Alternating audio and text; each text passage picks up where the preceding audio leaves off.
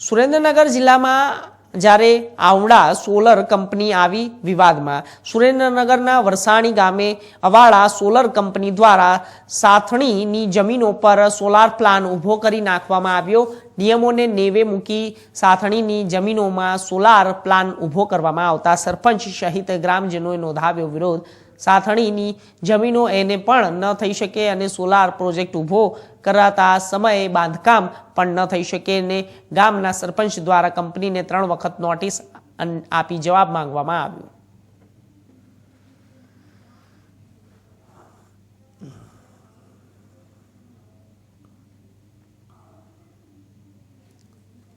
તો આપને જણાવી દઈએ કે જ્યારે ઘટના સામે આવી છે સુરેન્દ્રનગર જિલ્લામાં આવડા સોલર કંપની વિવાદમાં આવી છે। સુરેન્દ્રનગર વરસાણી ગામે અવાડા સોલર કંપની દ્વારા સાથણીની જમીનો પર સોલાર પ્લાન્ટ ઊભો કરવામાં આવ્યો છે અને નિયમોને નેવે મૂકીને સાથણીની જમીનો પર સોલાર પ્લાન્ટ ઊભો કરવામાં આવતા સરપંચ સહિત ગ્રામજનોએ વિરોધ નોંધાવ્યો છે। સાથણીની જમીનોના એને પણ ન થઈ શકે અને સોલાર પ્રોજેક્ટ ઊભો કરાતા સમયે બાંધકામ ન થઈ શકે।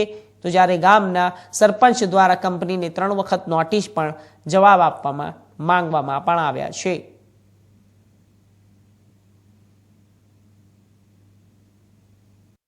વરસાણી ગામના સરપંચ દ્વારા વરસાણીની સીમની જે સર્વે નંબર 240, 227 અને 265 આ સર્વે નંબરની જમીનો જે સાથણીની જમીનો છે જેની ઉપર અવાડા કંપની દ્વારા બિનખેતી લગત કોઈ પ્રવૃત્તિ કરવામાં આવે મંજૂરી વગર તે બાબતે અરજી આપેલી છે।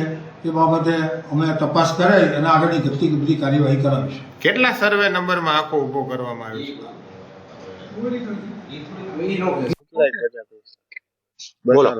છે?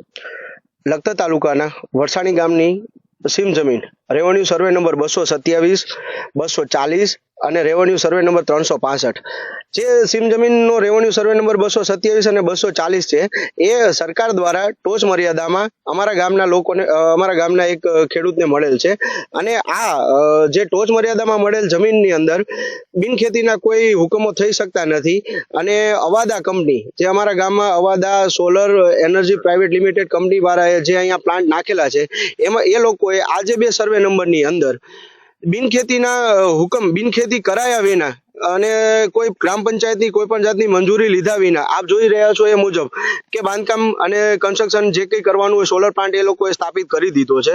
પંચાયતની કોઈ પણ જાતની મંજૂરી લીધી નથી। સરકારશ્રીનો એક પરિપત્ર છે કે બિનખેતીનો જે હુકમ કરવામાં આવે 29 વર્ષ એની અંદર કોલમ 3 ની અંદર ચોખ્ખું સ્પષ્ટપણે લખી દેવામાં આવ્યું છે સરકારશ્રીના પરિપત્રની અંદર કે જો કોઈ સરકારી પડતર હોય પછી ગૌચર હોય કે ટોચ મર્યાદાની સાથણીની જગ્યા હોય તો એની અંદર રેવન્યુ રેકર્ડની તપાસ કરીને અને ઉચ્ચ અધિકારી દ્વારા તપાસ કરીને જો એ જગ્યા એમાં આવતી હોય તો એને નથી થતી, બિનખેતી નથી થતી।